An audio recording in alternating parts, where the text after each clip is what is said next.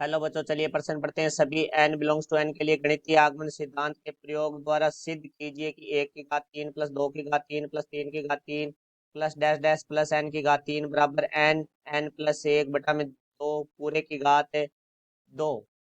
मुख्य अवधारणा।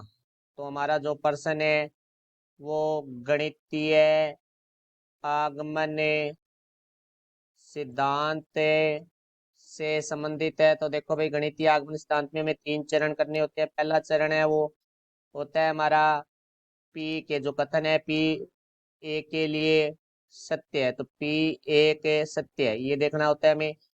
दूसरा चरण है वो होता है हमारा मानना पी के सत्य है।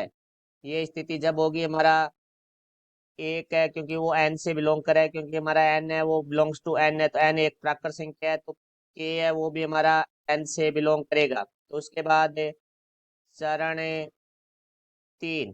तो चरण 3 में हम सिद्ध करना है कि पी के प्लस एक सत्य है। तो ये कथन हमारे सत्य हो जाते हैं, तो हमारा जो दिया गया कथन है वो गणितीय आगमन सिद्धांत से सत्य होता है। तो देखो हमारे पास जो कथन दिया गया है उसे हम लिखेंगे पी एन से। तो पी एन जो कथन है वो होगा हमारा 1 की घात 3 प्लस 2 की घात 3 प्लस 3 की घात 3 plus dash dash plus n की घात 3 बराबर हमारा होगा एन गुणा एन प्लस 1 बटा में 2 की घात 2।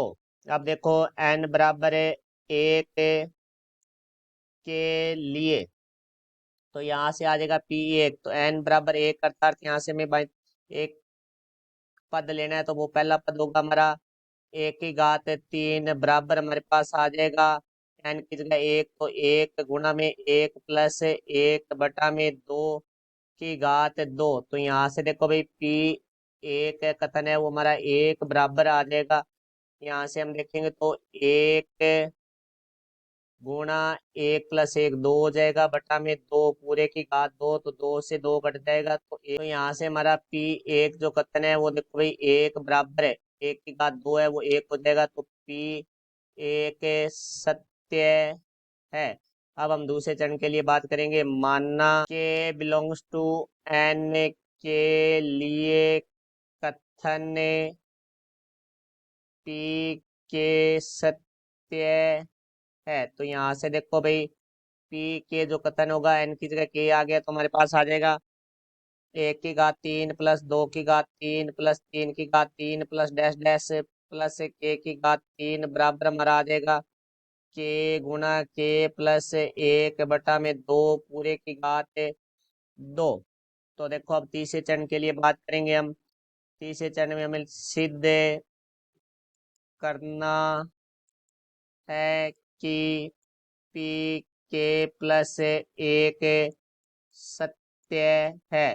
तो यहाँ से हमें जो पी के है उसको हम समीकरण नंबर 1 दे सकते हैं। पी के प्लस 1, तो पहले हमारे पास एन पद थे, अब हमारे पास के प्लस 1 पद है, और समीकरण नंबर 1 में हमारे पास के पद है। तो यहाँ से देखो 1 की घात 3 प्लस 2 की घात 3 प्लस 3 की घात 3 प्लस डैश प्लस के की घात 3। देखो यहाँ तक के पद आ गए हैं, तो के वहाँ पद है वो हमारा के ही है, तो के प्लस 1 होगा के प्लस 1 की घात 3 बराबर हमारा आ जाएगा के की जगह के प्लस 1 गुणा में के प्लस 1 प्लस में हमारे पास 1 है बटा में 2 पूरे की घात है वो हमारी 2 है। तो यहाँ से देखो हमारा जो पी के प्लस 1 कथन है वो आ जाएगा 1 की घात 3 प्लस 2 की घात 3 प्लस 3 की घात 3 प्लस डैश डैश प्लस के की घात 3 प्लस के प्लस 1 की घात 3 बराबर हमारा आ जाएगा के प्लस 1 गुणा में के प्लस 2 बटा में 2 पूरे की घात 2। तो अब यहाँ से इसका हम बायां पक्ष लेंगे, तो देखो बायां पक्ष, तो बायां पक्ष हमारे पास है 1 की घात 3 प्लस 2 की घात 3 प्लस 3 की घात 3 प्लस डैश डैश प्लस के की घात 3 प्लस के प्लस 1 की घात 3। तो यहाँ से देखो भाई हमारे प्रथम के पदों का जो योगफल है वो हमारे समीकरण नंबर 1 में है, तो यहाँ हम लिखेंगे समीकरण 1 से। तो इसका जो मान है वो हमारे पास समीकरण 1 से आएगा, के गुणा के प्लस 1/2 पूरे की घात 2 प्लस के प्लस 1 की घात 3। तो यहाँ से देखो भाई हम इसको लिख सकते हैं, के की घात 2 गुणा में के प्लस 1 की घात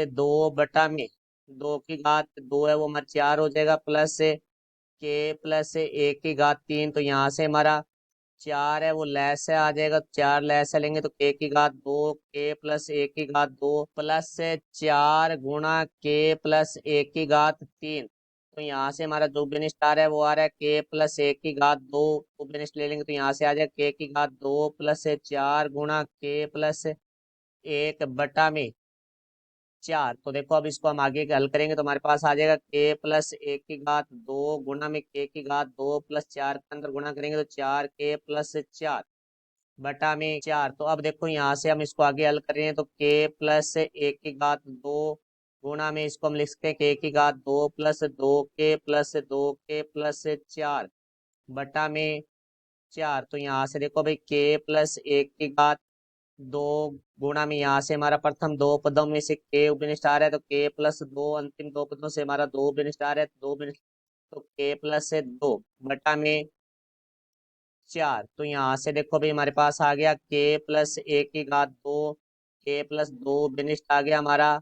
तो पीछे हमारे पास रह गया के प्लस 2/में हमारे पास है 4। तो यहाँ से देखो भाई हम इसको लिख सकते हैं के प्लस 1 की घात 2 गुणा में के प्लस 2 की घात 2/4 को हम लिख सकते हैं 2 की घात 2। तो यहाँ से देखो भाई जो हमें प्राप्त होगा वो होगा के प्लस 1 गुणा में के प्लस 2/2 पूरे की घात 2, क्योंकि अलग अलग घात थी वो गुणा में थी संख्याएं तो हमने घातें दोनों इकट्ठी लगा दी। तो यहाँ से देखो ये हमारा दायां पक्ष था तो बायां पक्ष से बराबर आ चुका है हमारा दायां पक्ष। तो हम यहाँ देखो पी के प्लस 1 सत्य, ये तब सत्य हुआ जब हमने समीकरण 1 का प्रयोग किया। इसका अर्थ है कि जब कभी पी के सत्य है तो पी के सत्य है तो हमारा पी के प्लस 1 है वो भी सत्य होगा।